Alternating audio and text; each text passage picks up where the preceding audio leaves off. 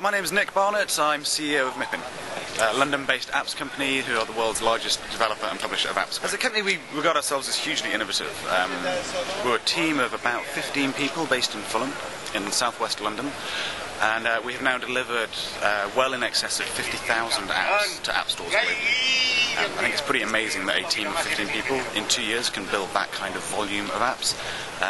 All of those apps run through our platform on a daily basis, and it gives us a pretty unique insight into how people use apps and how people develop apps. So all of our apps are content-based apps. So they're apps for digital publishers, digital magazines.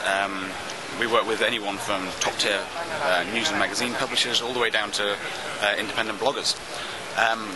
We have a platform that enables any of those publishers to build an app in a native device platform in less than 10 minutes.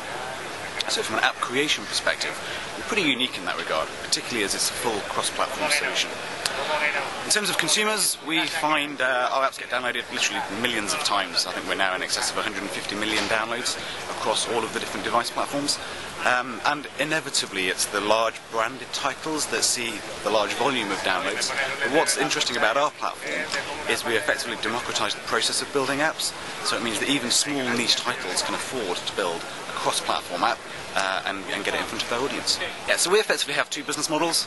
So one business model is where we take our app development platform and we license it through to handset manufacturers and mobile operators, basically anyone that has an app store and wants a larger volume of apps. We currently work with 3 of the top 5 handset manufacturers in the world, and obviously we're looking at expanding that market. Our second business model is delivering cross-platform native apps for publishers large and small. And on that market, it really is a case of getting out in front of the publishing community and demonstrating what we can do. We believe we have a really compelling solution that means that we can build apps, native apps, across all platforms in minutes rather than months. And for publishers, that's something we think is hugely appetizing.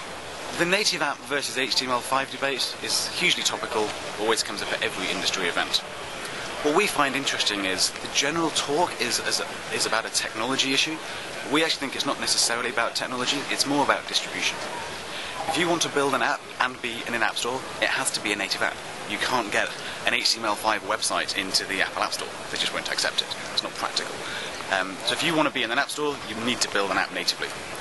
If you are happy to distribute outside of an app store, maybe through a QR code or a URL, then HTML5 is absolutely fine.